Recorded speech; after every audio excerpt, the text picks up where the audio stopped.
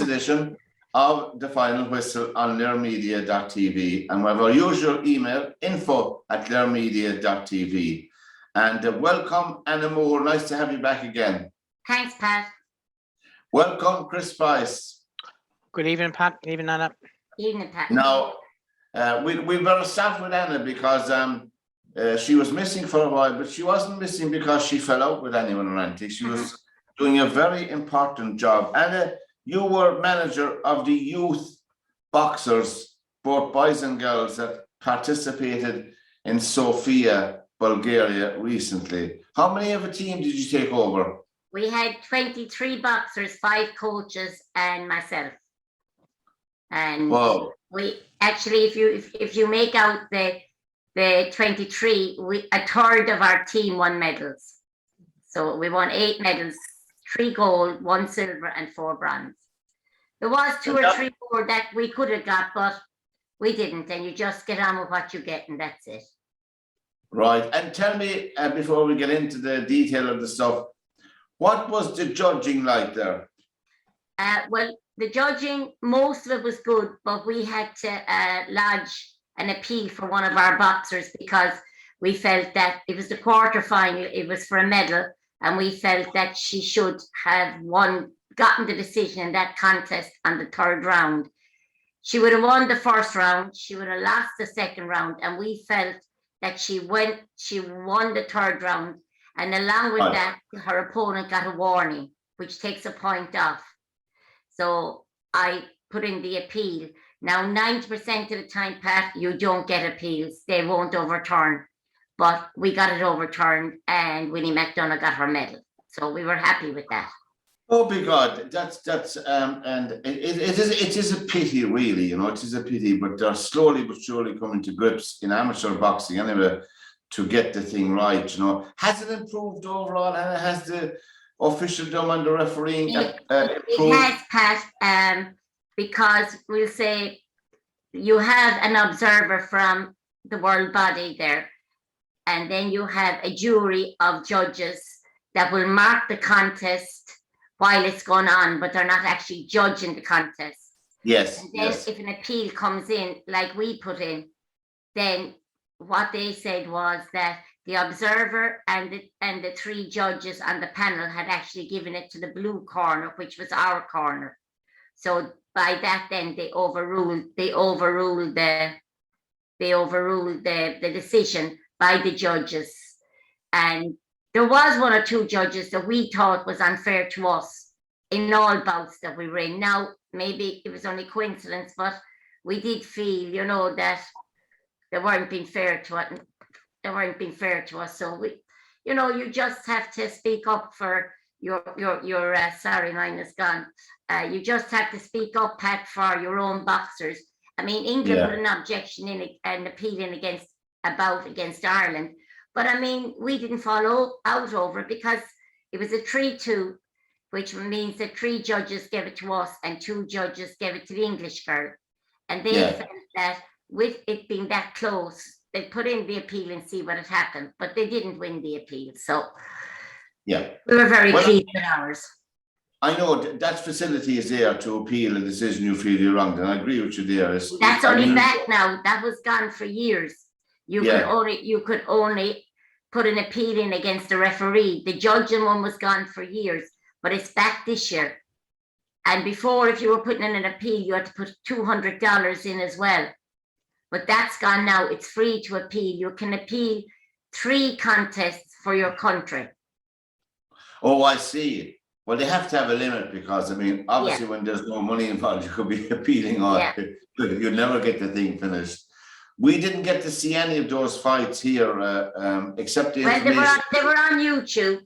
The people involved in boxing would have known that and they saw them all. Yeah, I was going to say that you filled in on your YouTube, on your Facebook page, which was very good for people who are interested in that kind of stuff, you know. But it was live on YouTube, so it was great that the people who couldn't get out there, we had some parents out there, but those that couldn't could see it live on YouTube, and it was great.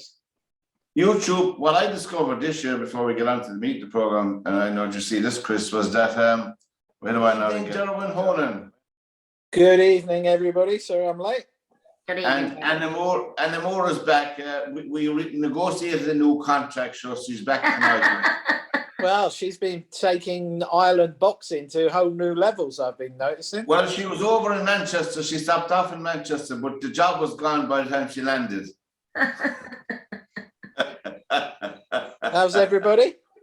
Very well. Right, thank you, Anyway, Darren.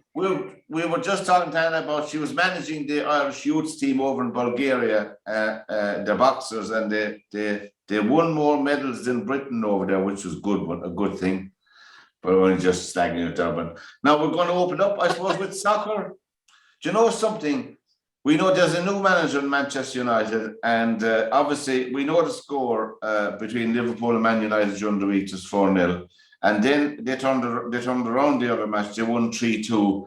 There's a clause I was reading in one of the two of the newspapers. There's a clause in Ronaldo's contract. Did you know that? Yeah. For every hat trick he scores, he gets €1 million. Oh my God. There's always a lot of those strikers have most of them have goal scoring like if they get a certain fee or a certain payment for scoring a goal. Now that's the first I've heard about a hat trick, but that just shows the man's confidence that he knows he's going to score a couple of hat tricks a year to get a couple of million. Hey, no, Derwynne, would that explain why some players didn't bother passing him the ball? Well, if he had half a brain, he'd have a split going with the other players, wouldn't he? But obviously, the story of the weekend as well was Burnley's great escape, or seemingly great escape. They won 1-0 against Wolves, and Everton obviously were beaten by Liverpool. So really, it's a straight fight between Liverpool and Man City. And obviously, if Man City keep winning all their matches, then they win the league. And they're happy team of multimillionaires, so to speak. So there we go, 22 millionaires fighting, playing football against each other. I never thought I'd see the day. Chris, did you get to see any of the soccer over the weekend? Let me try and think now. I didn't see any of the matches on Saturday. And yesterday we were down in Thurles watching Clare. So the young lad was listening to the Liverpool match on the way home from Thurles, but it didn't seem to be a great game. It seemed to be a very nervy affair. I did see some of the highlights, and as Paul Simon would sing, some hints and allegations. Was it something like that? But and I do feel that Everton should have got one penalty. The second incident, definitely a push in the back from what I could see. The first one, no debate. Everton should have had a guy sent off for basically kicking a Liverpool player in an attempt to stop play because a Liverpool fella went down injured, which in my book, if you kick a fella like that, you should get the red card irrespective. And that didn't happen. So the officials didn't cover themselves in glory again, not for the first time. Everton have written what the Irish Times used to describe as strongly worded letters to the Referees Association, which is not the first time under Frank Lampard, and he's not there that long. And what he'll probably get would be an apology, but apology doesn't get you your 3 points back. Everton are in serious trouble. Serious trouble. And they remind me of when Notts Forest went down in the 90s, and everyone says they're too good to go down. See Liverpool Nobody's too good to go down. That's what I would say. Nobody's too good to go down. And Darren, did you get to see, before I asked you about the matches, do you think he'd be given the authority, the new manager? This is we are speculating. Do you think he will have and be given the authority by the board to improve the situation as he sees it, and to be he's alone to do that for the Well, club? I think there's 6 or 7 players that won't be there next year from United because they're out of contract.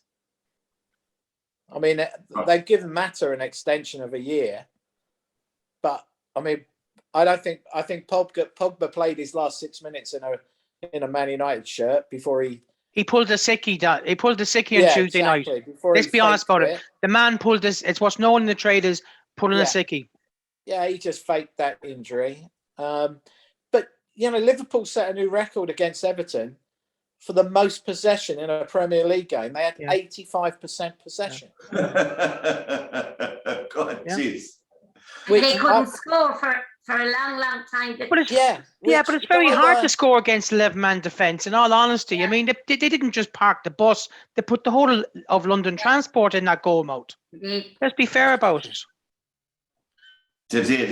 It's very. I mean, I've always. If you look at Liverpool, sometimes Liverpool are a little bit of a counter-offensive team. 85%. Yeah. And 0-0 at half time is either Everton, like you just said. Go ahead. And I mean, they were. I mean, did you see what Alisson did, taking the mickey out? Yeah. I mean, how funny was that? I mean, collapsing onto his knee and then falling down. It was just like, whoa. Lads, I've just got breaking news there, right? Breaking news. I'm watching the snooker, and Neil Robertson, who's probably my favourite player snooker, has just scored a 147, the maximum. Oh, wow. Right now. Wow. And do you know what? I was watching today. There was at least 2 attempts that nearly went. It has been, I know I changed the subject, the best snooker I've seen in years. Oh yeah. Sullivan is playing very well. Anna, did you see your beloved Liverpool anyway? Did you get any chance to see them? I got home in time to see Liverpool playing. I did, yeah. Excellent. And we over in Bulgaria, we got to see the United match as well. So all right. I had my iPad and all the kids were crowding around watching. Some of them were Liverpool, some were United. So it was, very exciting for them. And Real Betis won the Copa del Rey. Do you remember that man, Manuel Pellegrini? Yeah. Remember him? Good manager. He manages Real Betis. Good their manager. First trophy in a long time, and they are doing very well. Well, they will do very well. They've done very well this year in the Spanish league. And the 40-year-old, almost 41-year-old Joachim is retiring. Obviously, he decided to retire this year, but he's the beating heart and soul of that team, And it was the Pellegrini was instrumental in getting him back in again to the club. And he's proved a little nugget if you want to read about it. I was reading about it there during the week, But Spanish football, of course, the Spanish league is more. The Spanish league is over. So see, look you over at the paper, and obviously Real Madrid, Barcelona, Sevilla, Atletico Madrid, and Real Betis are in 5th place. So they've done very well under Pellegrini. Who did Pellegrini manage again? I'm after forgetting. Man City. He was Man City, and then he went to West Ham. But he was a brilliant manager with Man City. Basically, his name wasn't strong enough to keep him there. Straight out. That's what they brought in Guardiola after him. I mean, I would like to have seen him go to United maybe if he was 15 years younger, because he is an absolute brilliant coach. I personally would. You asked a question there about 10 Hag, right? I won't give him 10 months, and as simple as that. And the reason being is that the question you asked basically is, will he have any say in transfers? No. He'll do what every single manager has done since Alex Ferguson. Go with a wish list, and the board are going to strike a name through every single one that they think is either not appropriate or not Man United material. Derwynne's made a great point. 6 or 7 were going to go. But it's another 6 or 7 that have to go as well on top of that. I mean, to be honest with you, I watched the match on Tuesday night against Liverpool, and I'm only watching Man United play if they're playing against teams like Liverpool or whatever, because they're better teams, okay? And they provide good, entertaining football, which Man United just refuse to do. And, I mean, let's be honest about it. That 4-0, United were lucky Liverpool weren't chasing goals. If they were chasing the goal difference, it could have been 7 or 8 or even more. The defence was abysmal. It was as if they met themselves for the first time in the parking lot before they played. They didn't know each other, right? Phil Jones was asked to play for the first time in God knows when, 2 or 3 years, and he was played out of position. And you just have to. I mean, I know he can be caricatured as a figure of fun, but I had utmost sympathy for Phil Jones being put in a position like that. As I said before, Wreck-It Ralph has done an absolute brilliant job to lower morale. It's as if somebody wants to sell that club for a biscuit, because they're not even watchable anymore, and they're embarrassment, and they were lucky that Liverpool weren't chasing goal difference, because it just would have been worse. As the old GA report said years ago, they were lucky to get nil. But, could you imagine what they would be like if they didn't have De Gea in goal? That's true. That's a fair point. 100%. You know, they nicked points 1-1 and they've won 2-1 or 1-0 or whatever. But if they didn't have De Gea in goal, they would have lost so many more matches. They're relegation material. I mean, let's be honest about it. You know, I mean, I remember. I'm just about remember the days. I'm just getting where I can remember when United went down in '74. I was only a kid, but it was '73 or '74, and Dennis Law scored a backheel goal for Man City, which effectively relegated them. I mean, he didn't celebrate. No, that's correct, right? But you know what? I mean, they were saying then United were too good to go down. No, there's no such thing as you're too good to go down. You're down there for a reason, and Everton are finding out that they are there for a reason. They're crap. Seamus Coleman, Irish player, whatever, Irish player, Irish defender, Irish captain. I said to my young lad today, right? If Everton, for some miracle, do not get relegated, Coleman is gone from that club, because they need a complete wipeout.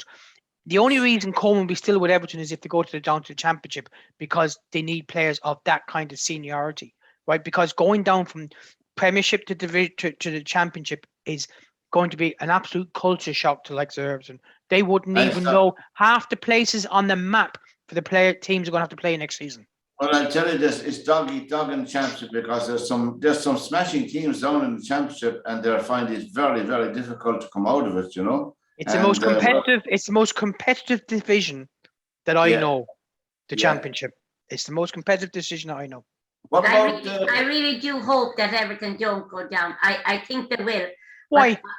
In all honesty, would you think that, Anna? In all honesty, I mean, they've been writing over their fans. I know that, and I know how bad they are and everything, but I think, when you see teams like that you've seen nearly at the top of the table, the middle of the table, and all of a sudden they're going down, it's sad. It's not. Would you like to see? Hang on, I'll ask you the question, Anna. Would you like to see them stay up instead of maybe like a family club like Norwich or a family club like, say, Watford? No, I wouldn't. I certainly wouldn't. I don't like to see a big club like that going down. I think don't. Honestly, I'll tell you what it is now, right? Everton have lived a charmed life for the last 25 years. Even David Moyes nearly took them down at least 3 times. Okay, he nearly took them down 3 times. They've lived a charmed life. The only reason they have stayed up for the last couple of years is because there's some teams that are actually worse than them, believe it or not. They are so bad. I mean, I tell you how bad the Everton are. They actually are giving Frank Lampard a free pass in this. Could I just say, lads, David Howe he's a good manager, but he's a lucky manager. Look at Newcastle now; they're safe as anyone. Eddie Howe. Yeah. Eddie Howe was a decent manager. Anybody that brings a small club like the likes of Bournemouth or Watford, anything, they are good managers because they're working off shoestring budgets. Guardiola's a good manager, but to be honest with you, Stevie Wonder could manage that team. And all honesty. Yeah, that's true. You look at Brighton, as we talk, Brighton and Brentford and clubs like that, and even Burnley. There's a bit of romanticism left, about soccer when you see clubs like that beginning to be successful. I think it's what is needed. I think the idea of money, throwing money at clubs, I think is slowly going away. People realizing Manchester United obviously are a question there. throwing money at the club and throwing money at players and bringing them Everton in. have spent since Everton have been bought. Everton have spent over 500 million on players over the last 3 to 4 years. They've And I spent thought it really. They've spent 505 million. Liverpool have spent 603 million, and look at the difference. Exactly. Well, that's my point. You have to argue my point for me. Yeah. But look at what Man United have spent, lads. And they're not playing together as a team. I mean, if you take them individually, Okay. right, they came from other clubs and they were fabulous players. But you just hit your nail on the head there, Anna. They're not playing together. If you take them as individuals, so what Man United have done is this, right, over the last 10 years, is that they've been panic buying. And once the selling club realizes that Man United are coming in, like in a January transfer window, or coming in looking for your best players, the price goes up by 40% immediately on the first phone call. Harry Maguire, 20 million. Sorry, Harry Maguire is now 50 million. Harry Maguire, oh, we're buying for 55. I'm sorry. They're being gazumped.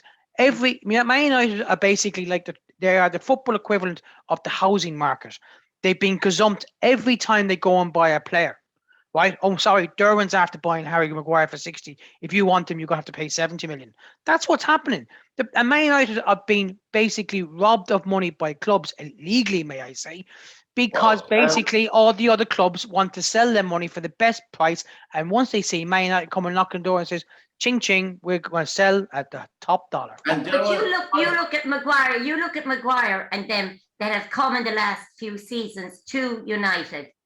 They came at big money, but if United want to get rid of them, they'd be lucky to get rid of them. They can't get rid of them. Sure, no one's going to pay Harry Maguire's salary. I'm saying, like, it's bring those that were, we say, progressing nicely, and when United bought them and they didn't play as a team, their value has completely gone down now. But United don't buy players for the last 6-7 years. Man United have not bought players for, like, say, if Jurgen Klopp wants to go out in the market now for a centre half, he's going to look at examples of, okay, I want a centre half that can dovetail with Van Dijk, or who can play well with Andy Robertson, that maybe can play as a right half, or as a centre half, maybe as a right back, couldn't be a holding midfielder. What United do is they says, we need a centre half. We don't care who it is. Get the most expensive centre half. Get me a name. Get me this. Get me that. And that's what happens. I mean, they should never under any circumstances have allowed Paul Pogba back into that club, right? Harry Maguire was bought because they needed English players. Simple as that, right? Because that's just the way it was going. And if you look at, if you look at the English players that are with Man United now, they're all suffering. They're all suffering from the media bombardment. You look at Jesse Lingard. They reckon he should have left 2 years ago. He should have actually went to West Ham and got the job at West Ham when he had the chance. Marcus Rashford. Marcus Rashford is being scrutinised even by the British government because he's been involved in home school meals, right? They are now basically having a go at him. And he's suffering. The lad is basically genuinely suffering because he's got politicians attacking him from left, right and centre for doing a good deed. That's what's happening. And you've got other people there who are out of their depth. They're completely out of their depth. And I feel sorry for the likes of Marcus Rashford because he seems like a decent, genuine young guy. Yeah. But the pressure on him is so immense, it's ridiculous. And Derwynne, obviously, can you imagine Ten Hag taking Man United to Kenilworth Road? Luton Town have a good chance of coming up. Can you imagine going out to Kenilworth Road? And do you know who was? I was just looking today in the Championship. Do you know who was an outside chance of coming up? Is Millwall. Can you imagine United going to the Den? That'd be. No, I think the United gone wrong as soon as Ferguson left. When Ferguson left, there was a whole bringing youngsters in, bringing the young youth team on. All of that disappeared. Yep. And if you look back at that, there's no, watch United's youth team. They've gone from winning the Youth Cup virtually every year to there isn't one. Yeah. There's a whole foundation there missing. And that's, to me, it's not just the owners you blame. I blame the management that's gone in there every single time, because they never kept that, I don't want to say tradition, but that ethos of bringing kids through. Philosophy, The best thing that your man could do now coming in is actually bin all of them and start again. He needs to And- bring his own crew. He needs to bring his every single person that he trusts. He needs to bring in. Get rid of all the coaches that are there, or all the personnel that are Well, reporting you at the tell me moment. But that won't happen. But Tell Chris, me what does Darren Fletcher bring to that football club? Nothing. I have no idea. What's that all about? Mick Phelan, is he you've still there? You've got Scholes, but even Neville to a point. I can't believe that Gary Neville's never been asked to go in and give him a bollocking at Carrington or the Cliff or wherever it is. But that you they know why, train. don't you? You know why that's that. They you don't know want to know the truth. They 100%. They're not invited because they don't want to be told exactly what people think of them. Yeah. No, I mean, I've been a United fan all my life, right? And like I've said before on this program, I really have struggled to watch them play football because it's just dire. I mean, yeah. Pogba is just, to me, Pogba, you could give me a Pogba shirt, I'd give it back to him. Because I've got a Cantona shirt, I've got a Mark Hughes shirt, and they're like pride of place. If Pogba walked over off the ground and gave me his shirt, I would actually give it back to him. Because I can't believe what a waste of space that man is.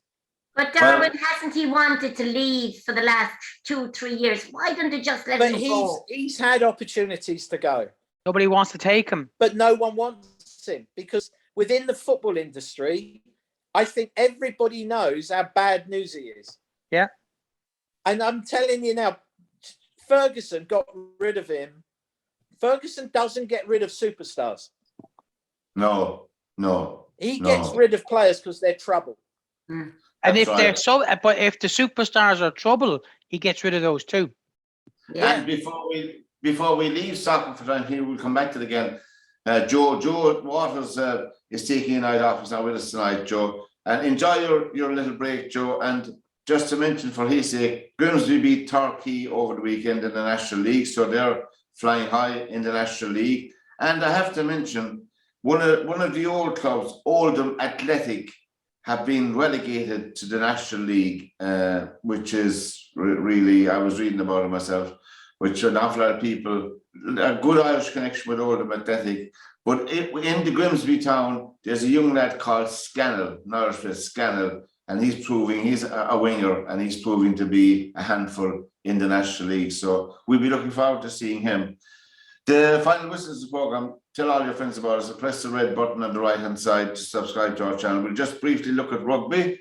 The ladies' Six Nations finished over the weekend, and you had France, Italy, and England winning their respective matches. Now, as we mentioned here, England beat Ireland 69-0, and Italy had a narrow 13-10 over Scotland, and France did the business in Wales 33-5. We always felt that France and England were the two professional teams against the amateur teams.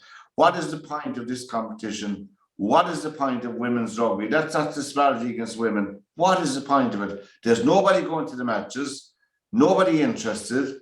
Television companies are not interested in that. Should they just abandon this project, lads, completely and put money into where women can succeed, like soccer, like boxing, like others, hockey, camogie, ladies football? You know, the WSL in Britain is a decent league, Derwynne, I would say. Did you get to see any of the women's soccer? But the rugby, I don't think they should get rid of it, but we should just all accept that it's just France versus England, that the final game will always be them two. Well, I mean, if you don't, the way things are, we say, they won't put money into rugby as in pay the players. As you said, they're amateurs. So it's like any sport. and we've had it in boxing as well. If you're not on a grant, then you can't train 24 hours a day, 7 days a week. You have to have a job, you're going to college or whatever you're doing. But Yeah. I remember when what you call it, a cousin of mine, she played for the first Irish rugby team that we had. They were very successful at the time because all the countries at that time were amateurs. But now England and France are paying their players. So it's very, very hard for the other nations to compete against this, that are training 24/7, 7 days a week, you know? Do you know what would be fair? It would be fairer that you put like some kind of embargo on it, saying that England and France can only play 8 pro players and 7 amateurs. Because you've got 15 on the other teams. They're all, whatever, what they've got jobs, they've got livings. They're not full-time rugby players, like Anna just said.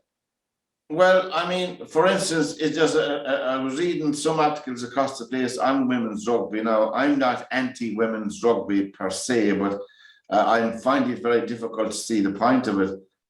Does it produce more aggressive women in society, more aggressive women who? I think so. Is it bad for society? I think you're wrong, Pat. I think that's very wrong against females. If you're entitled to play whatever sport you want. I don't know where you're going with that one, Pat. Jesus, Pat, what have you been reading? Well, That's an awful statement to make now, Pat. What I'm saying about it is this: the professional women's game. They are. I have to be. I can't say what I read, obviously, because some of it is not acceptable. But there's a train of thought that it's not a suitable sport for women. I'll put it that way. What But about how boxing? could you say boxing is so? And boxing, I mean, we have the best female boxers in the world.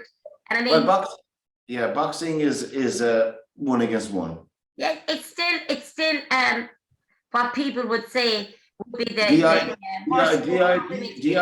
of, maybe I'm old fashioned, the idea of women bulking up to play rugby, bulking up, producing more testosterone, bulking up, that cannot be good, really. Okay, can I just stop you there for a second? You're talking about bulking up with testosterone, right? Men athletics, men cycling, men rugby, men rowing, men ice hockey, men American football, men baseball. I can go on. I know they're established sports. They're established drug-taking sports. True, they're all drug taking, let's face it. They're all drug taking, for God's Right. So, sake. I mean, look, my biggest problem about, and I'm not being disparaging here, and I'm being honest about it. Women's sport, I mean, if you look at the situation with the Irish rugby team here, right? They actually sent out a team to play England with both hands behind their backs, right? They took 7 of them off, right, to go and play in a 7-a-side competition, right, and go training, right? Yeah. Now, they should have looked at it and say, hang on, what are we doing? Are we a 7-a-side nation or are we a 15-a-side nation? What they effectively said to the remaining panel, and I just thought, do you know what? The coach that came on TV the other day, right? If you thought the other guy got sacked because he didn't do his job well, this guy's heading for the exit door too, right? And the reason I'm saying it is this, right? He basically said that this is a great opportunity for the new girls to come in. Now, I sat there with the wife and said to her, they're going to be beaten out the gate by at least 50 points. We don't have the resources, and I said this 3 weeks ago, we don't have the resources to allow not even one person who's good enough to sit in the bench, but we allowed 7 to go and tally-ho somewhere else while the 6 Nations is on. And then you had the guy for the performance director says that, well, the sevens rugby is a global sport while everyone loves the 6 Nations, and it's not it is. Yet when it comes to the men's sport, it's only the last 2 years that we've actually ponied up the money for a men's 7-a-side game. So is the 7-a-sides in men not as important as the 7-a-side in women, or is the 6 Nations in men more important than Six Nations women. I'm getting a bit confused by the mixed messaging from the RFU on this one. And do you know what? And I've said it before. Again, it's not disparaging. The fact is that you have women's rugby on at 12 o'clock on a Sunday when England are playing. Why aren't England playing at 4 o'clock on a Saturday afternoon? On primetime TV. Why did they go to Welfare Road? Why couldn't they play in Twickenham? Why did Ireland play with basically their third string team, for want of a better phrase? Women's sport will not be treated seriously unless the people that are organising behind the governing body treats it seriously too. You're right, Chris. That's a fair point about putting more resources into it. But yet, there's nobody going to see them playing. Nobody. Well, would you, Pat? I wouldn't go and see Irish women playing. Not when I know. And this is the thing. You need to be upfront with people at the beginning. It's a bit like when you've got a situation where, like if you've got, say, an international soccer match between, say, like Ireland and Belgium that happened recently, and Roberto Martinez, this Belgian manager, told people about 2 weeks before the match that he wasn't playing any Belgian player that had over 50 caps. I went, fine, fair enough, because people who have bought the tickets at least know what they're going to see and who they're not going to see. True. But for the Irish rugby manager to say 3 or 4 days beforehand that 7 girls are going off playing sevens, then people from Ireland would have travelled over to that match and spent hard-earned cash to buy the tickets, to go on the plane, to go and pay for accommodation or whatever, and to find that it's just basically a hockey match. Come on, give me a break. Well, I wouldn't step outside the garden to watch that.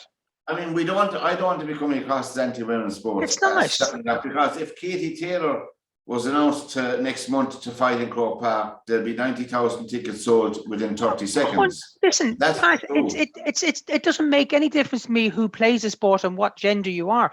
We want to see competitive sport. But if you're basically making a competitive sport non-competitive because you chose to basically take 7 off your panel away, then why should any person, whether they're male, female, or neither or either, decide to spend tickets and spend their time, their effort, and watch a match which is not a match because of the policy that the governing body has? But you could say the same about professional soccer in Britain, the Premiership. There's roughly 5 decent clubs, and the rest of the 15 clubs are just the point is different. No, the point is different, Pat, because basically every team is going under full power. I mean, you take even a match tonight, Crystal Palace are playing whoever they're playing. Both teams are going full strength. Every team in the Premiership they may rotate their squad, which is a completely different matter. But when you have what happened in Irish rugby this weekend of the governing body basically weakening their team for their own reasons, right, against the strongest team or the second strongest team in the world, is farcical. It's an absolute, it's a disgrace to the sport, and it's a disgrace to the women who were left behind to pick. I mean, listen, if you had a daughter, right, this is the point I want to make, right? People say to me, why do people play hurling matches and get beaten by 40 points? I says, well, they go play for the love of the game, but I don't know why they do it.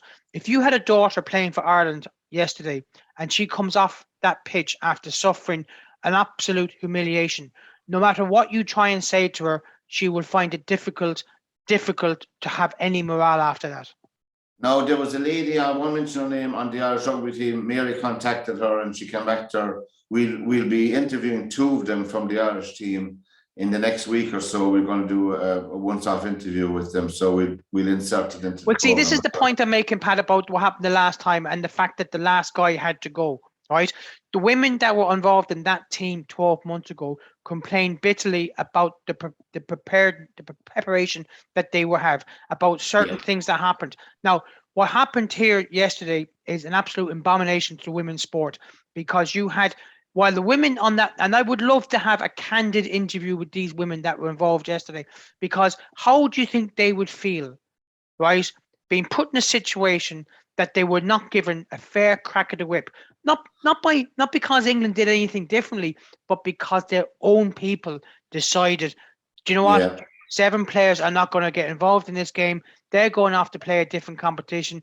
They may be our 7 best players, but you're going to have to cop up for it. And I think that's an absolute disgrace.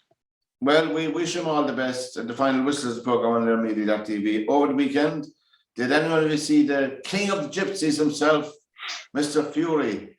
Mr. Fury missed shot. Did Derwynne, they weren't far away from you, were they? Mr. Dylan White and Fury Saturday night. No, at Wembley. Yeah. Sort out. Wembley, 94,000. He waltzed around with White for a few rounds and then dispatched him, you know. Just a farcical fight. Anna, did you see any of it? But I mean, White's complaining that when he caught him, that he pushed him to the ground and that he hit his head and that he should have been given time out. I mean, that's only a load of rubbish because I think Fury was only playing with him to get in the value for their money. Well, we were delighted to see Fury because in reality, he shouldn't have been in. Yeah. We're delighted to see Fury because in his corner was a local man, Andy Lee here from Limerick, was in Tyson Fury's corner, which was nice to see. But I think he has nobody left to fight, Tyson Fury. There's nobody left. He has nothing to prove anymore. I wouldn't be surprised if he retired. And yeah, he's got one more person he wants to fight. Her sound is gone out. And yeah, he wants. Anna, you want to adjust your sound, Anna, on your sound. We'd like to hear you as well. It's gone, being honest with it. Oh, you're fine. You're fine. He's got one more fight, isn't he? Yeah, Joshua. I think he's lost interest in fighting Joshua because, quite honestly, I think he'd destroy Joshua. I think he would. You're nodding your head, Darwin, but I think that Fury would beat Joshua. Oh, he'd kill him, wouldn't he? I think he would. But he did say that he was retiring. That Fury did say after the contest that he was retiring to spend more time with his family. Boxers don't retire, Anna. You know that. No, well, I think to retire. I know. I do. Ricky Hatton's coming back for Christ's sake. He must be about 72 at this stage. Yeah, and Mike Tyson, of course, had a boxing match, but he didn't have it in the ring during the week. But we'll see no more about. Did you see the video on that? Did you see the video? I did, yeah. Do you know what? Do you know what? He's 100% right to do what he did. Well, he was aggravated, like absolutely on a flight like that. Sorry, your man was a clown. Deserved all he got. If you're going somewhere, you should be entitled to your privacy. You shouldn't have to be hassled by anybody. Absolutely. Over the weekend, Derwynne, so we have a few minutes now. Derwynne, you can join in if you like in this segment. Limerick, Kilkenny, Galway, Dublin, all won in the hurling championship. They all won over the weekend. And Donegal, Galway, Wexford, Cavan all won in the football championship. But a few interesting scores. Our own county here, where I live, Clare, County Clare, they beat Tipperary down in 13 points, was it? 13 points to beat them by? No, we let them off. We only beat them by 8. 8 points or something, but they hadn't beaten in 25 minutes. But they'll be playing Cork next Sunday down in Thurles as well. So that is a pivotal match for both teams for different reasons. So Limerick are still looking good. Do you know what? I went down on Sunday because basically the young lads talked me into it over the last couple of weeks, and I went down and it was great. I mean, it was a lovely day. The weather was fantastic. It was a decent crowd, about 18,000 or whatever. It was good. Clare played better than I expected them to play. Tipperary, I have to say, it was one of the worst Tipperary teams I've ever seen. And a friend of mine told me, she's from Tipperary, and apparently Tipperary, for the first time ever, what they did was that they sent to every club in Tipperary, but it's about 90 of them or whatever, right? An open invitation to have trials, which has never happened before. Normally a manager will go and says, Anna, Derwynne, Pat, come down to training 8:00 on Wednesday. Yeah. They basically sent an open invitation. It was basically like X Factor for Tipperary hurling team. And that never happened before. So basically what happened is everybody who thought you could hold a hurl decided, I'm going to go for the Tipperary hurling team, which completely wasted their time, right? And there's obviously been a few people who have retired, have stepped away from the panel and whatever. And I couldn't believe it. I mean, I'm looking at, I'm thinking, gee, I mean, have they ever trained together? I mean, they were decent enough against Waterford, but again, Waterford scored 2 goals by running straight at the Tipperary defence. And you look at the 2 goals that Clare scored, that, you know, obviously the first 2 goals, they ran straight at them. I mean, the centre back, they think of it this way, Derwynne, to make it easy for you. This is basically like Harry Maguire or Virgil van Dijk for Liverpool, running 60 yards with the ball and no one 50 yards away from him, and just going through the whole entire field. And it was kind of like, just where have all the players gone? You nearly had to go and count the players to see it was a 15 against 15. Yeah, that's how bad Tipperary were.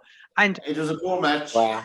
And that was the thing. Now, Saturday night was a completely different affair. Saturday night was Limerick. I thought they were an absolute brilliant. And Waterford weren't that far behind. And I think if you see those 2 teams in an All-Ireland final, you get a good game. You know what I think? I don't know, and you probably won't agree with me in this anyway, but I feel when you're going to championship for Munster, in a Munster, like we beat Waterford the other day, it should be gone. Yeah, but it's a round robin, Anna. That's what they wanted. The players wanted. It's a 4 match. Well, conceivably now, Waterford and Limerick could play three times, and in the same year, which is really a bit of an anomaly. Limerick and Waterford will probably meet in the Munster final, and Limerick and Waterford could meet in the All-Ireland final. But that's the format that I mean, I know the format now is a lot better than the old format where it was like you train for 9 months a year, you play 70 minutes, and you're gone. You're right. And when Christy Ring won his 8 All-Ireland medals, he had 1 match in many years, and that's all he had. Gone out the door. Wait till next year. But that was a different time, because a lot of people in Ireland didn't have. See, to give an example to Darren, who's probably wondering what are we talking about, you know, Irish people do not really like massive long league campaigns. Okay, any sport in Ireland that has like a league structure of many matches is the least watched. I mean, the Irish Soccer League here would have 33 matches, whatever. Nobody goes to it.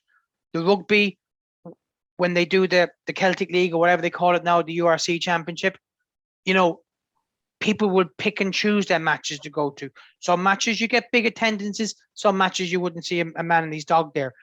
Irish people don't go to matches the way English people will go to matches. We need, and Anna's point about Waterford should be gone, that's a valid point, and that's coming back from tradition where Irish people are into sudden death. You're in, you're out, go home. Simple, and that's where it has always been. But the players, hang on a minute, Pat. It's the players have fought against that, because they're saying, well, hang on, I'm an amateur player, I'm working, I'm giving up my life for 6-7 months a year going training, and I'm training more than I'm playing matches. We need to have and what was happening was a lot of players were just going away from it because they didn't want to put that nomadic lifestyle. That's why they have it where, and I actually like the format, because it does, I think if you can play 4 matches in a league and you get to a Munster final, and then you go through to like then the knockout kicks in. And I do think you will see better champions. I do think you see better champions when they play more matches, because you then do see who the better teams are. Well, obviously, we had golf as well over the weekend. We had Derwynne, this Zurich Classic in New Orleans. Well, how did the pairings come about in that? Do you know about it? I was watching a little bit of it. The guys just get together and join up. They just amongst themselves, yeah. All right. Well, Cantley and Scheffler won it. I mean, minus 29. Yeah. Rounds of 59, 68, 60, and 72. And Lowry and Porter played together. They seemed to get on well, actually. To see them wearing the same trousers and the same top. I mean, that was very funny, I thought myself, too. Yeah. But they... You wouldn't have put them two together, would you? No, I wouldn't have put them together, yeah, but they did it well. But Porter's a great professional anyway. And this lady, Megan Mclaren, she won again in Australia. I was reading about her, and this is her third or fourth time winning over there in Australia, you know. But in the other one, in the Did you see the prize funds? The difference? Yeah, nothing. I mean, Zurich Classic, they were playing for $8.5 million. In a Mickey Mouse event. The Australian ladies thing, they were playing for €240,000.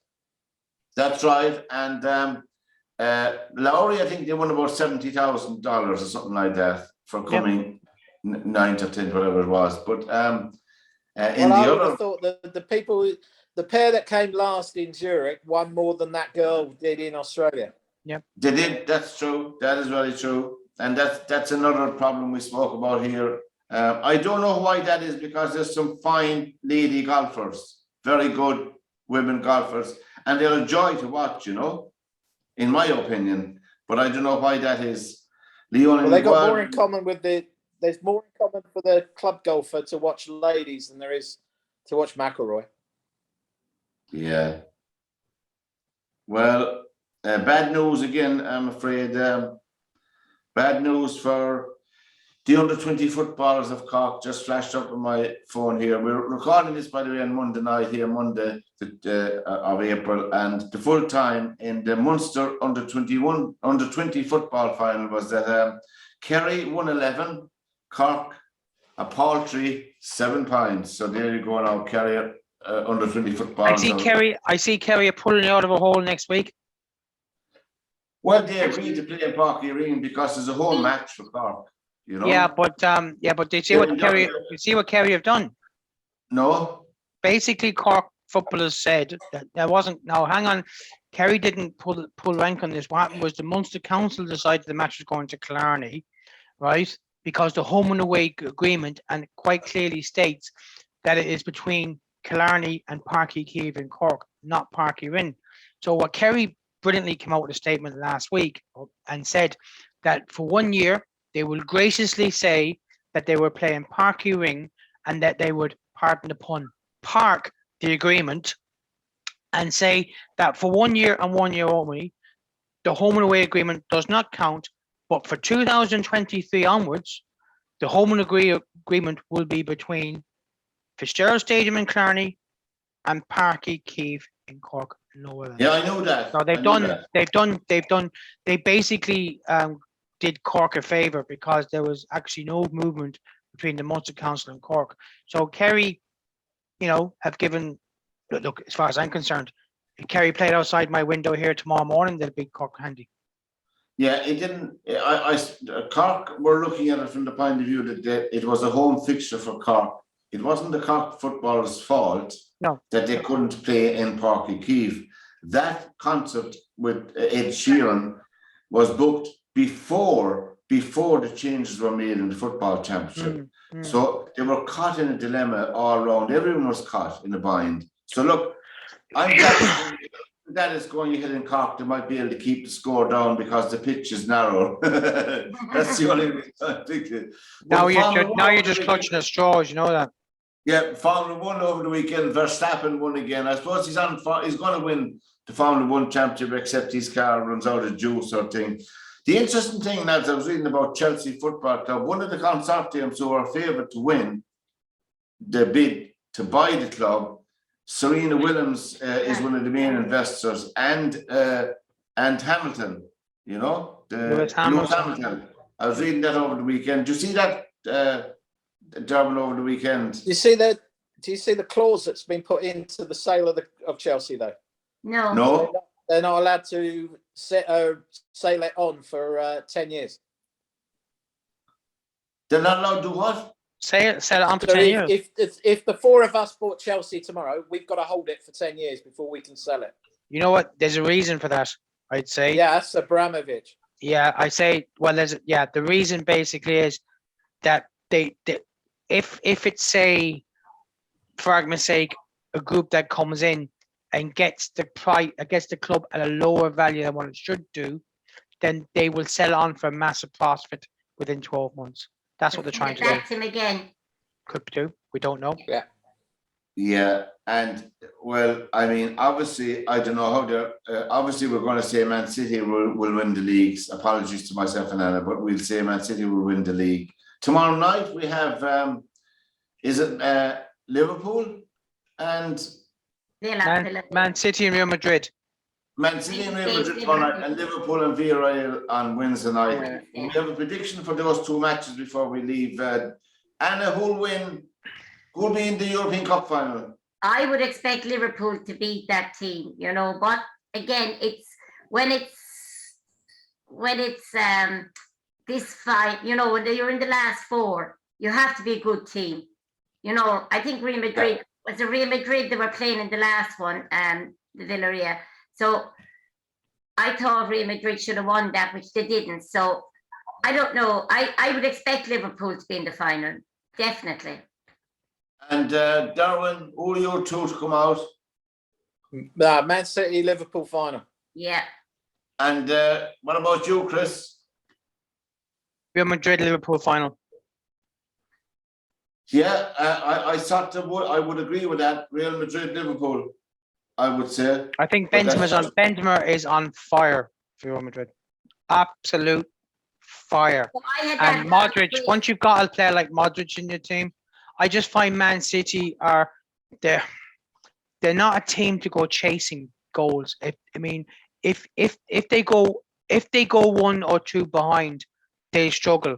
They're definitely a front running team. If you look at now, we said this last week that Real Madrid could be drawn once too many times from the well, but I mean in the last couple of times they have just come from nowhere to win their matches. And I think, you know what? I think the pressure is going to tail Man City. They need to win a Champions League very, very quickly. And I just, because the team is going to start to break up in the next 18 months, 2 years. And I think if they don't win it this year, they'll never win it. I just feel that I just think Real Madrid have nothing. See, it was like someone said today about the snooker. Once you know you've done it, you know you can do it. While if you've never won it, you think you can, and there's a big difference between the two. There is, I suppose, but the final is on in Amsterdam. And before we close, finally, Anna, finals on in Paris. Finals on in Paris, by the way, just for everyone. Yeah, Paris, I meant, yeah. Anna, congratulations and well done to your managerial, your first managerial job. I'm sorry you missed out on the Man United one, but I mean, you can't get everyone. You can't get every job that's going. But that is not my first time being away as a manager. I'm doing it for the last 15 years. But this time round, it's a different context. And well done again, and to all the upcoming boxers. And from this edition, lads, of The Final Whistle, from Derwynne, Anna, Chris and myself, until we meet again, lads, take care and good night. Night, everybody. Night. Bye-bye. Bye.